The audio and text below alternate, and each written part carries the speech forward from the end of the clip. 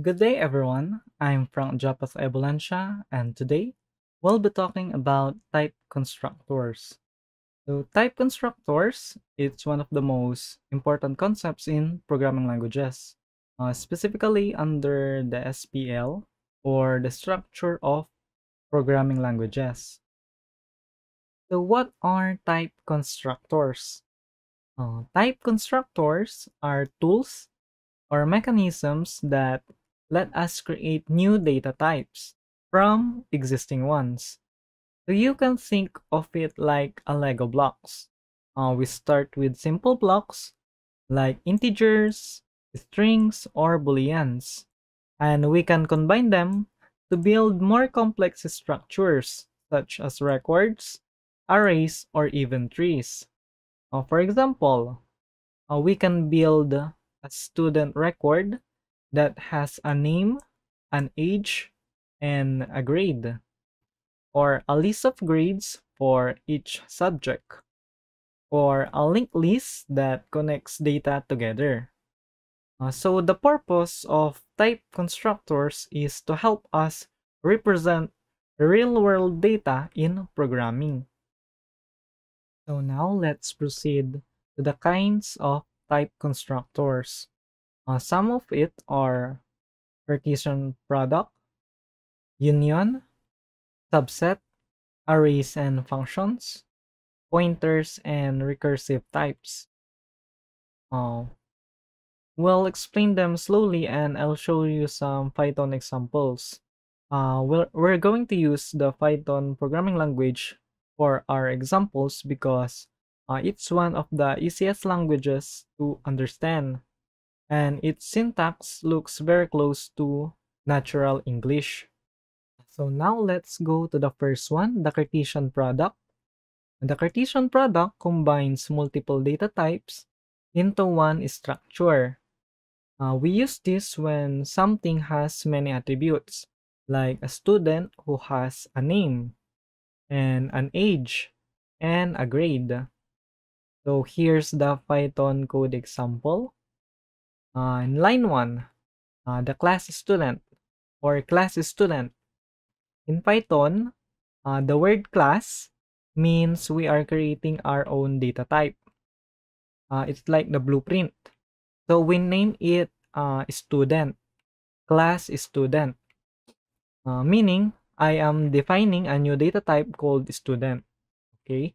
So number 2, the line number 2, I mean, def init self, comma name, comma age, comma grade. Init is a special function in Python. It automatically runs whenever we create a new object from this class, the class student. So in lines 3 to 5, the self.name equals name, self.age equals age, self.grade equal grade. So we are storing the data inside the object. So after running this line, the student now, it will remember their name, age, and grade. So in line number 6, the student 1 equals student Anna 18A. Okay. So student 1 is just the variable name. You can name it like S1 or student 1, whatever you want. So it means that the name is equal to Anna, and the age is equal to 18, and the grade is equal to A.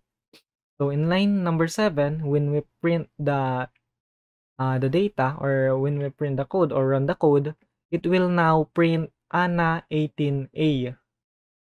So when we create the student 1, student Anna 18 and A, we are combining these three values into one object, and that is called the Cartesian product. Now, we can think of a real-world example like Google Forms. When we fill out Name, age, and grade. All those details, the name, age, and grade, belong to one person, and that's Cartesian product. Okay, next type constructor, the union. The word union means combining or joining different things together. So in programming, a union type means a variable or function parameter that can hold one of several possible data types. A union type represents by or. A value can be an integer or a string or a float, like that. So here in the example, Python code example, from typing import union, the first line, the meaning of this is just we are just importing or bringing in the feature union. Parang in-import lang natin siya. So let's go to the next line. The def display value x union integer, string, and float. This function, it means that it accepts an integer or a string value or a float value. So, pwede din yung whole numbers sa integer is 10. 10 na 10. And in the string, text or strings like 10, T-E-N. And float, kasi may decimal point, 3.14. Pwede. And next is display value 10, display value TEN, and display value 3.14. Since all of these three types, the integer, the first one is the integer, the second is string, and the third one is float, the 3.14 with decimal, are a part of the union or our union. All these values are accepted by the function. So if we run this code, ang magiging output niya is it will display value 10, 10 10, next line value 10 TEN, and next line value 3.14. So the program will run smoothly with no errors. That's the power of using a union type. It gives flexibility to your code. So it lets you handle different kind of input without needing typing separate functions or creating separate functions. So now let's proceed to the third type constructor. The subset type constructor is used when we want to restrict or limit the possible values of a type. So in simple terms, a subset type is smaller and it is more specific version of another type. So let's go to the Python code example. We are creating a new class called positive integer. It is based on integer type, meaning it will behave like a normal integer, but we are going to add rule to it. So as you can see, in the third line, if the value is less than or equal to 0, it would raise a value error. It will display the value must be positive. So you should put a positive integer to make it valid, because if you put a negative value, it would raise an error. So a real world example for that would be the age. Age cannot be negative and it cannot be 0. So instead of using just an integer, you use a subset type that only allows positive numbers. And that's what positive integer class does. It restricts the valid values of an integer type. So in summary, the subset types equal to the original type plus extra rules. We use it to enforce data integrity, meaning we make sure that the values always follow the rules. Alright, so now let's move on to the arrays and functions. These two are very common in programming, and they help us to store and process data efficiently. So first, arrays. In Python, we usually use lists to represent arrays. So an array or list is simply a collection of data or a group of values that we kept together under one name. So let's look at the example. So here we have created a variable named numbers, and inside the brackets uh, we have stored three values such as 10, 20, and 30. That's an array list of numbers. So Python starts counting from 0, not 1. So number 0 or index 0 means the first value, which is 10. And numbers 1 or the index 1 is 20. And numbers 2 is 30. So when we run the program, it will print or it will display 20 because as you can see, the print numbers 1 or index 1 is 20. So in real life, we have examples like list of student grades, list of product prices, list of names or IDs like that. So now the functions. A function is a reusable block of code. It's like a mini program inside your program. So as you can see, the def square x return x multiplied by x or x asterisk x. The keyword def here, it means define or define a function. So we are defining a new function named square. So inside the parentheses, we have the x. It's called the parameter. That's the value we will give to the function when we use it. So inside the function, we see the line return x multiplied by x. So that means take the input x and multiply it by itself and give the result back. So when we call the square 5 or we print we run the code, the print square 5, it will display 25 because 5 multiplied by 5 is 25. When we change it to 4, the answer will be 16 because 4 times 4 is 16, or 4 times itself is 16. Now, think of a function like a machine. You put something in, and that's the input, and it does some work inside, that's the calculation, and then it returns something back out, that's the result. So function helps us reuse code and organize logic in our programs. So to sum up, arrays are for storing multiple values under one name, and functions are for performing specific tasks or calculations. So both arrays or lists in Python, both arrays and functions are core building blocks in any programming languages. So arrays it keep your data organized, and functions let you process data efficiently. Okay, now we're moving on to the pointers and recursive types. These concepts are often used when we build connected data structures such as linked lists, trees, or graphs. So what is a pointer? A pointer is simply a variable that refers to another value or object. It doesn't directly store the value itself.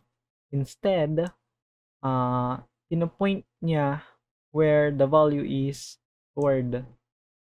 So let's look at the example, the Python code. Here we have a class named node. So remember, the class is like a blueprint. It defines how an object should look and behave. So inside the node class, self.data equals data. It means it stores the actual information. For example, 10, 20, 30, like that. And next is self.next equals to none. Self.next is the pointer that will refer to another node. But here, at first, it's set to none, which means it's not pointing anywhere yet because it's none. So let's proceed to the recursive type. What is a recursive type? A recursive type is a type that is defined in terms of itself. Uh, in other words, an object can contain or refer to another subject of the same kind. Parehas lang. So, this is common in linked list, trees, and graphs. So, let's see the code. As you can see here, we have created 3 nodes, the N1, N2, and N3. So, each node has its own data. Node 1 is 10, node 2 is 20, and node 3 is 30. Then, we connected them using the pointers. So, the pointers are this one, the n1.next and the n2.next. So, n1.next equals to n2, meaning the node 1 or n1 points to the node 2, which is 20. And n2.next equals to 3 means the node 2 points to node 3. So we will have a chain like 10, next 20, next 30. So this is the structure.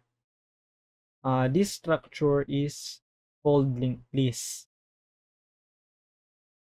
So when we run this data, the output will be 10, 20, and 30 because we start from the first node, the N1.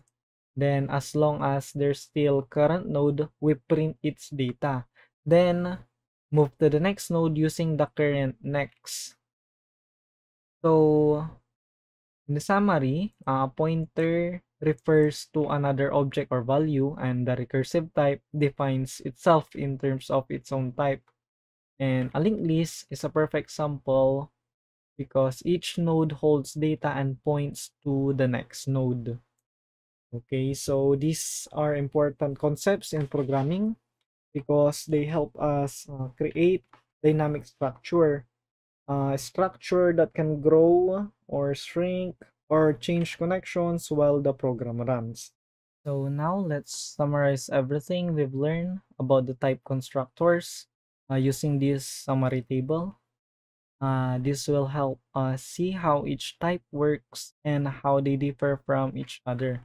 So first, the Cartesian product, meaning it combines multiple types together. So the relationship is an. An example of these are class, student, name, age, grade. This means a student has a name, an age, and grade. So this is useful for records or structures that hold several attributes in one group. So second one is the union, meaning it allows one of several possible types. So the relationship is or. Example, the union integer and string, meaning a variable can be an integer or a string. So this is helpful when the data can come in different forms like number or text, integer or string. The next one, subset, meaning a restricted or conditioned version of another type. The relationship is conditioned. For example, the Python example earlier, the positive integer, uh, which means it's still an integer, but again, if we can go back, uh, the integer must be positive because positive only because it doesn't accept the negative integer. It is good when we want to validate data like my example earlier, the age. There is no negative age, so the input must be positive. So now, fourth, the arrays and functions, meaning uh, this represents mapping. One value connects to another, just like input output. For example, the link or the list or def fx. In a list, each index maps to a value, and in a function, each inputs map to an output. So these are widely used to process and organize data. Next one, the pointers and recursive types. So the meaning of this is this refer to data that are linked to each other. Relationship is link because the element connects to another of the same kind. So the example of this is the node linked list. The example earlier. It is also used in trees or linked lists. So this is powerful when we want structures that can grow or shrink dynamically. So if we look at the relationships, the Cartesian product is an, the union is or, the subset is condition, the arrays and functions is input output, and the pointers and recursive types is link. So each one of type constructors give us different way to combine or organize data types depending of what we need in a program. So it depends on what we need. So that's all, and thank you very much.